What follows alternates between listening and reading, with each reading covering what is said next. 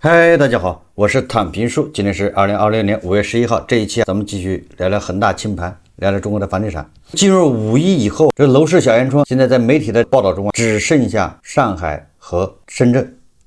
深圳大家知道是由于5一之前出了一个新政，所以深圳5月份二手房还是比较活跃的。现在唯一能说得上叫真正叫回暖或者叫小阳春的，恐怕也只有上海一家了。因为我看了一下上海昨天它的二手房成交量达到了1664套，又创了一个新高。当然了，某一天达到一个新高，这个也不能说明什么问题。整个上海5月份前10天一共成交了6900套，平均一天大概600多套，这个数字还是一般。也就是上海的所谓的小阳春，3月份到了个顶点，4月份就已经降了10%，5月份恐怕继续下降，环比还要下降。也就是上海所谓的小阳春小鼓包在下降过程中鼓起来一块，它这鼓的比较大一点，就这么一个态势。5月10号单日上海二手房含商业晚间成交达1664套，创下有记录以来最高值。所以它因为统计口径的发生变化了，你就不知道它这玩意跟去年比有什么不一样。总之反正它创了一个新高，那就说明它比较火。也仅仅是上海，实际上全国的二手房火不火，你看中介就知道。今天有人说房地产中介巨头贝壳公司贝壳从2021年到现在员工数量减少了70%，门店减少50%。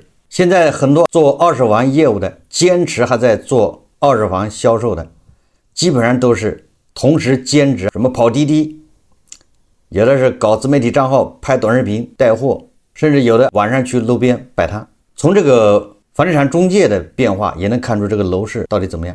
5月9号，杭州、西安同日官宣全域取消住房限购，外地户籍购房无需社保或个税证明。什么意思？也就是说，现在除了北京、上海和深圳还有限购之外，全国热点2线城市限购基本上已经全面取消。你只要有钱买得起，除了北京、上海和深圳，你其他地方可以随便买，闭着眼买，没有任何限制。这样你有钱，实际上你在深圳想买也可以。目前北京、上海有那么一点限制，也就是说绝大部分城市除了北京、上海之外，已经这个工具箱里面的工具用完了，没有任何限制了，随便买，一拖到底。就这样，楼市如果还不能回暖，还不能反弹，那说明什么？那就从公积金、契税、补贴这块下手，这一块还能做点文章，但是这个文章其实也没有什么空间。苏州公积金个人最高可贷150万，这是央视报道。记者从苏州市住房公积金管理中心了解到，为促进房地产市场平稳健康发展，更好满足缴存人刚性和多样性住房需求，5月10号，苏州市印发关于优化住房公积金使用政策的通知，新政多项措施放宽公积金使用条件，提高贷款额度，扩大使用范围，将于2026年6月1日起实行，有效期2年。此次新政大幅提高公积金贷款期限和额度，进一步降低市民购房资金压力。个人公积金最高贷款额度调整为150万元，家庭公积金最高贷款额度调整为200万元，也就是给你加杠杆，主动帮你加杠杆。前不久，江西九江有关部门发出这个倡议书，要求公务员、党员带头交物业费。这个事一出，现在在网上闹得沸沸扬扬。这个沉积在水面以下的物业费的问题，现在已经就搬到了台面，公开化。现在舆论都在讨论这个事情，形成了一股对物业费的这种讨论的热潮。我们在以前节目说过了，物业费在经济下行的情况下变成业主的一个负担，很多业主拒交物业费，最后导致这个小区可能会变成一个贫民窟。由于这么多人都在讨论物业费，说明这个物业现在也在暴雷的边缘，物业公司干不下去了。我想只要物业公司能赚钱还能撑，他不会走的，他一定会在那儿撑下去。撑不下去是因为他没钱，确实赔钱，谁也不愿意在那赔钱。为什么说现在全社会都在讨论物业公司物业费？你看今天浙江宣传、新京报还有更多的媒体都下场在讨论物业费，这个物业费也变成大家生活中的一个比较大的一个事情。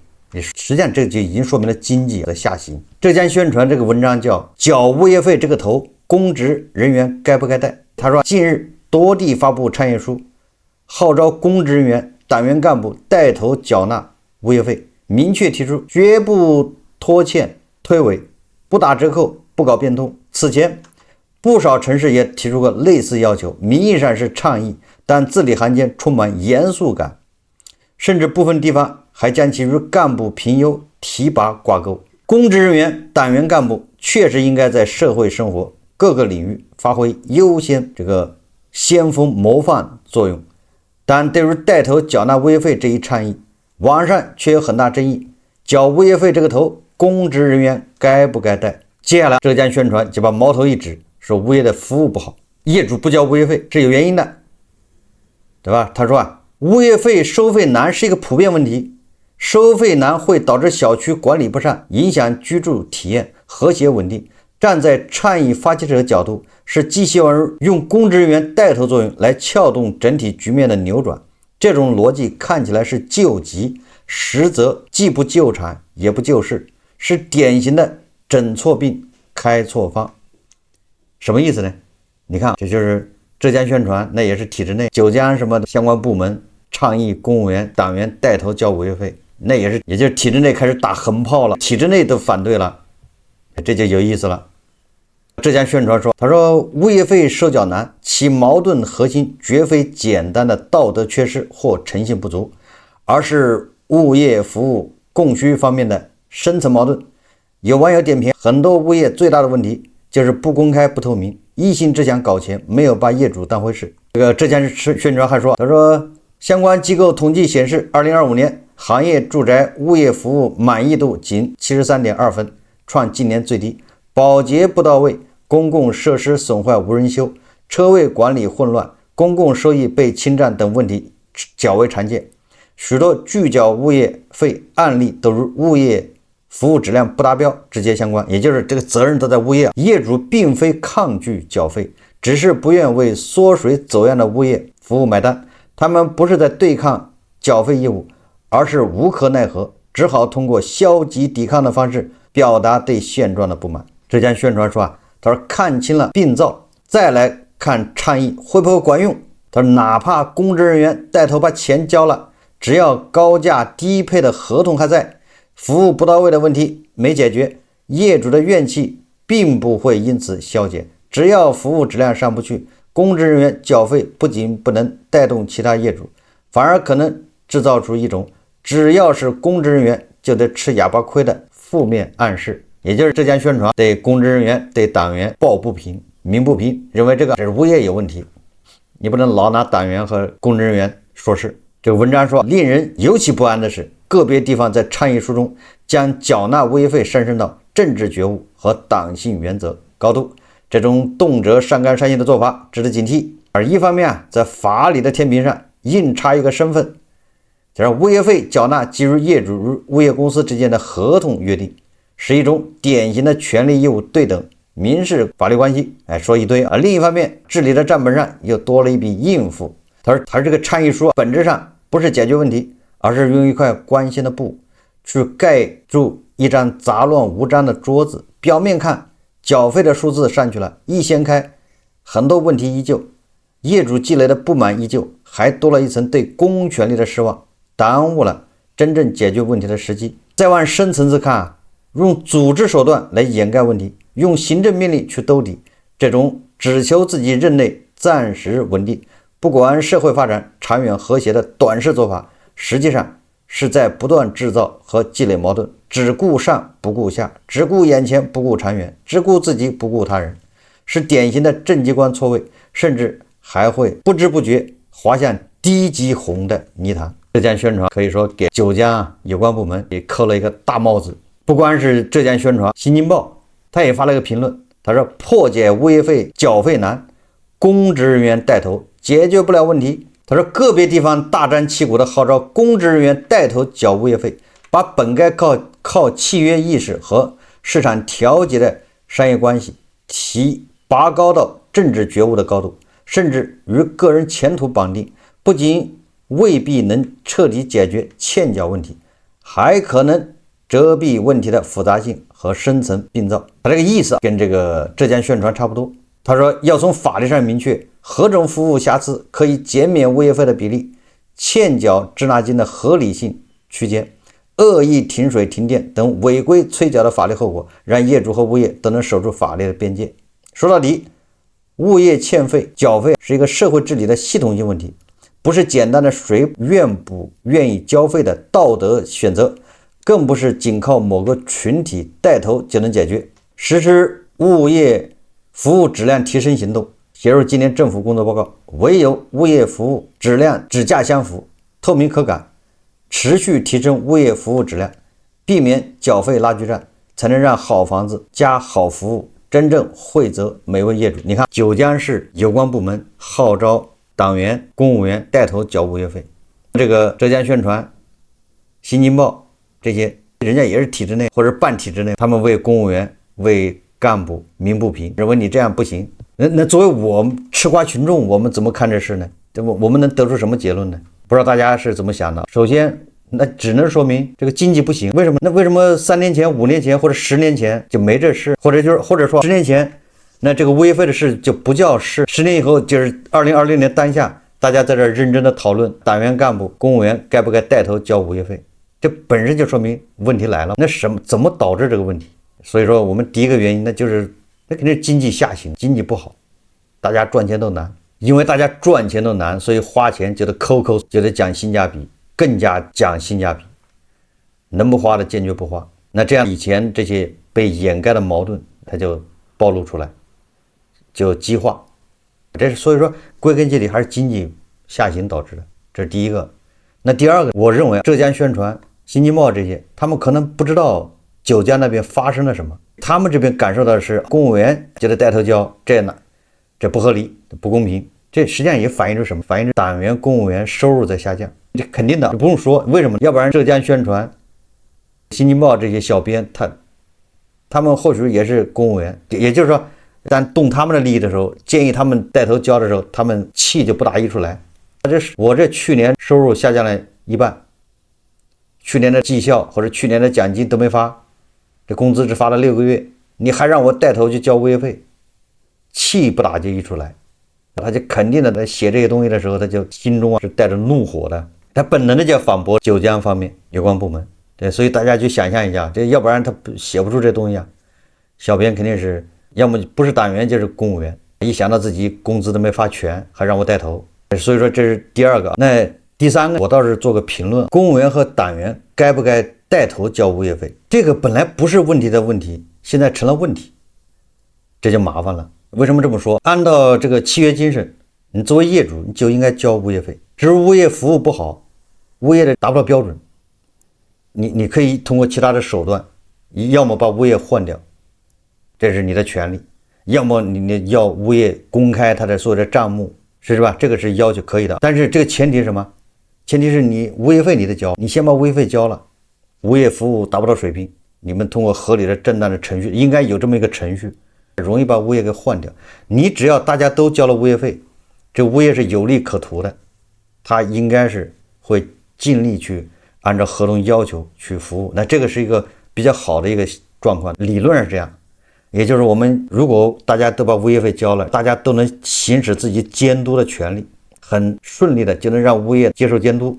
你广告费收了多少，你公共这个设施你花了多少，这些东西你账目要明细公开，那这样就达成一个皆大欢喜。但是现在物业肯定是有那样的问题，这不用说了，有那样的问题，那很多业主不交费，物业他就没利润，没利润他就更加服务质量上不去，这形成一个恶性循环。言下之意就是你这业主，你通过拒缴物业费来做，这是不是合理合法？所以这是个问题。我的意思就是，你先撇开你这个党员和公务员的身份，你作为业主，你该不该交物业费？实际上，所以说这不是提倡不提倡的问题，这叫契约精神的问题。你先得交物业费。那我们有很多人就说了，是我物业费交了，那物业服务特别差。那问题就在这儿，那我们为什么换不了物业？这是另外一个话题了，这是另外一个事情。那我们不能说，因为我换不了你的，我拿你没办法，所以我就拒交。这叫什么？这就我反正不交物业费，那行，你不交他不交，最后就物业就烂了，你也换不掉，除非这个物业自己跑了，他不跑你还换不掉。完了这个小区就越来越差，最后变成一个贫民窟，那怎么解决？所以这是个问题啊。也就是说，浙江宣传、新京报的这些小编，你先要搞清楚，你作为不论你有没有党员身份，公务员，你就应该交物业费。既然是要交物业费，至于你是早点交还是说晚点交，你是排第一个交还是排第4个交还是排第20个交，那不重要，是吧？那如果只要你交了就行了。言下之意就是说，这些小编说我这个党员、公务员不用带头交，你还不交是吗？你拖到什么时候？你是为什么要拖，对不对？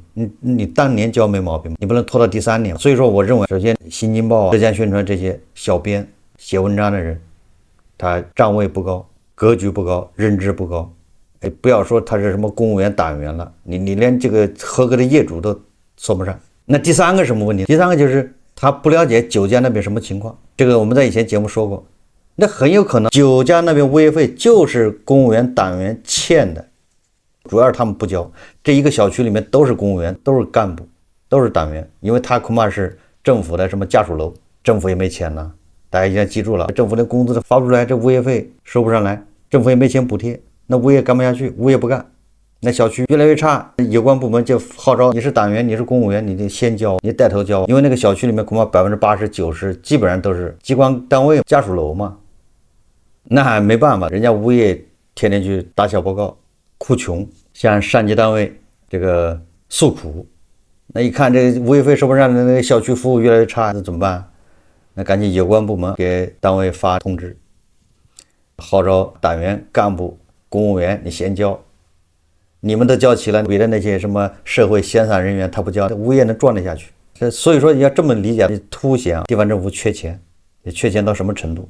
连物业都装不下去了，政府没钱补贴，这个公务员、党员，因为我这工资都没发起，我为什么交物业费啊？这不是我在这杜撰，就因为我以前就这么干。我以前在国企上班，干电厂，他给我的宿舍其实不多，一个月就20块钱，那我也不交，为啥？因为公司欠我，只给我发一半的工资啊，我本来是600一个月，他给我只发300，还有300欠着我的，每个月的钱，那你欠我300，我欠20物业费怎么了？凭什么你能欠我的，我就不能欠物业费？所以我就堂而皇之不交。不光是我一个人，好像你大部分人都不交。其实也不到20，在那个时候20多年前，小30年了，那大家都不交。为什么不交？因为单位还欠我工资，每个月都欠一半。总之，那个宿舍，那不就国企集团的提供的吗？宿舍吗？那这个时候，作为厂里面发个通知，要求这个科长、副科长、党员带头交这20块钱，那不是很正常吗？实际上，物业有物业的难处。这个我不是为物业说话，为什么？你看，物业实际上它的成本可能60%，这大家可以看上市公司的财报，它60%是人力成本。物业它是个服务，那人力成本它砍不掉，它需要那么多人。你比如说，你每个人人力成本不是说把钱发给你物业员工，是说一个物业要请一个人，它成本是越来越高。高在哪儿？你比如说社保，你1分钱少不了。现在物业不像过去。恐怕请人可以不给社保，是吧？你现在物业招的员工必须要解决社保，物业公司啊，你一个人的社保，我告诉你，一个人的社保，你给他交齐了，公司至少要给他交3000，也就是说，这个物业公司给这员工发一个月5000块，实际上这个物业公司他为这个人他要掏至少9000一个人成本，你不要看发给员工还不多，就5000，但是这个物业公司他为这个人他要掏9000块钱的一个月的成本，而且成本是越来越高。为什么？因为社保缴费的基数在涨啊，人家不管你给这员工发3000还是发4000，反正比如上海，人家社保的最低缴费基数年年涨，这北京不都一样吗？年年涨，涨了你企业就得你至少得按最低的去交，最低那一档社保成本就在涨，每年都在涨，用工成本的这都是硬性成本的。你这个物业好歹20个人，你这20个人就这块成本年年在涨，它不是在下降，它在涨。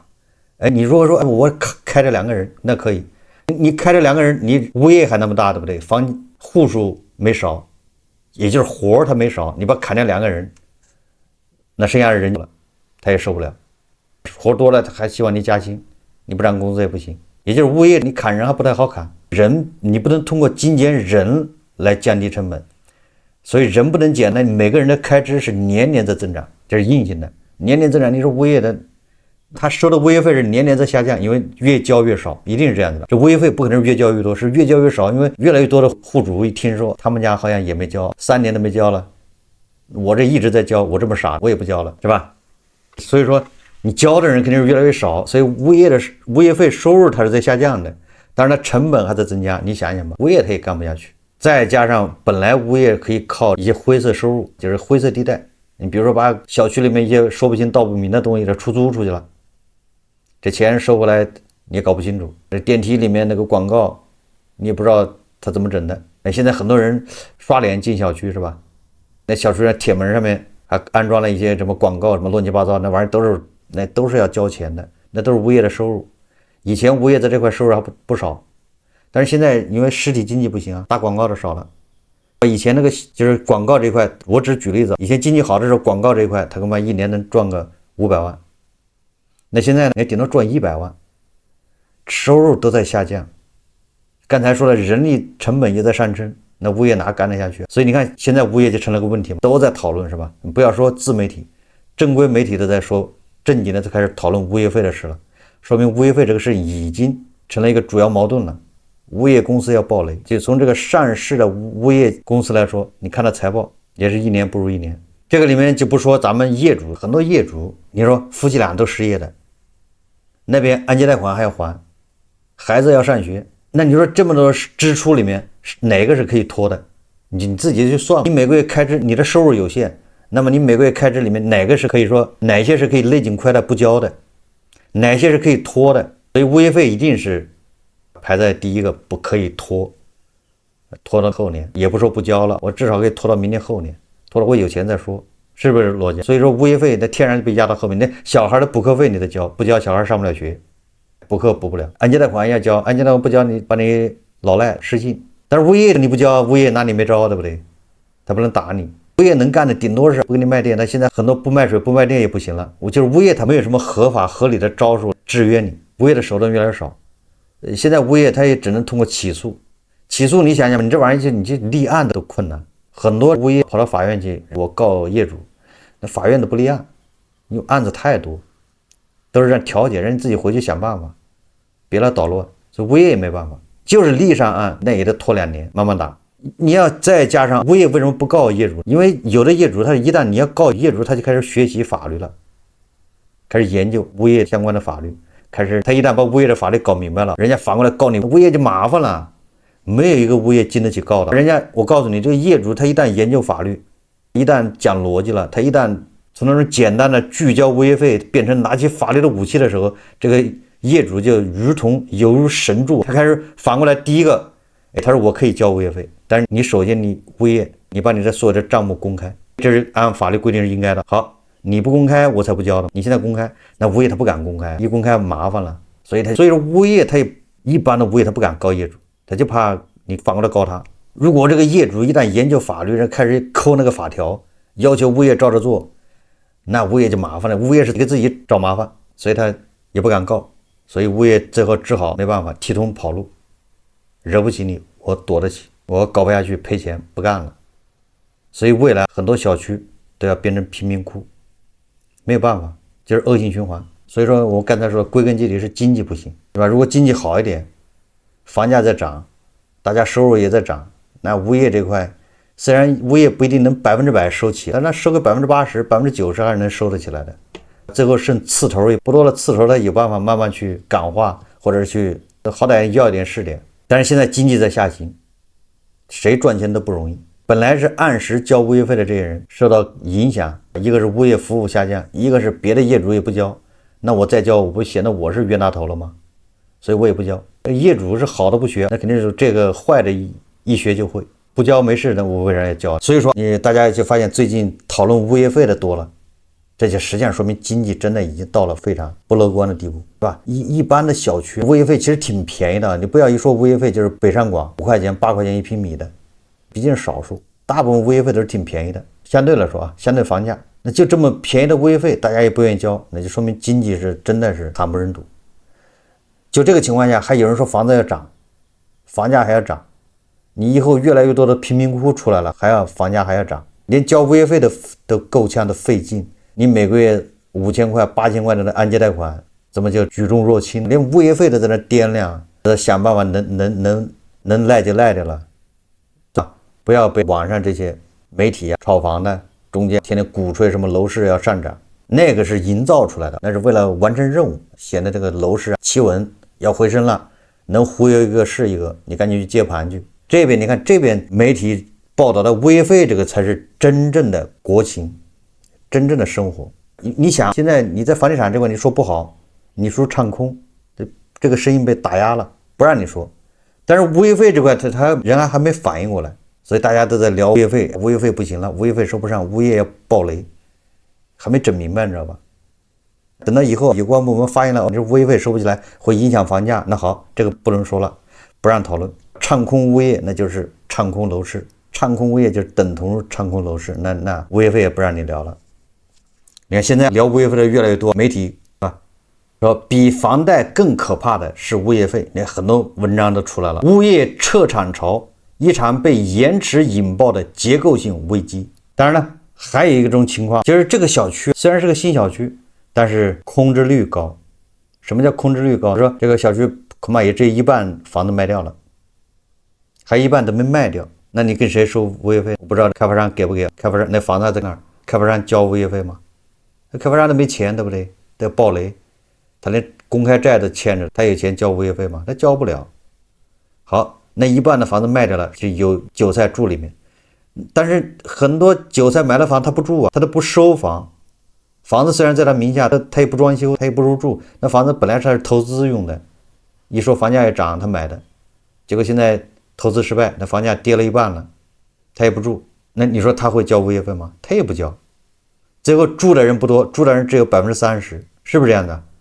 只有30%住，那个小区的入住率只有30%，30%里面如果又有一半人不交，那合着只有15%的业主在交物业费，那就是15%的业主交物业费，那物业他怎么活得下去啊？他怎么扛得住？扛不住。那你的服务不行，那15%交了物业费的人他也受不了。那你看这个小区里面杂草丛生，一片荒凉，砖破了，这个道破了都没人补，坑坑洼洼的，那15%的这业主他也不交了。这就是房地产低迷导致的，房地产低迷再加上经济不行，也就是说我们可以这么说，2026年很多物业公司都要赔钱，如果2026年不赔，你27年肯定要赔钱，除了一些个别高端社区恐怕不赔钱，普通的这种小区27年物业恐怕都要赔钱。我们把话先放就严重到这种程度了，我们可以到时候再验证。好，这期节目我们就聊到这里，感谢大家收看。如果喜欢我的节目，欢迎订阅转发，也可以在下方留言评论，谢谢大家。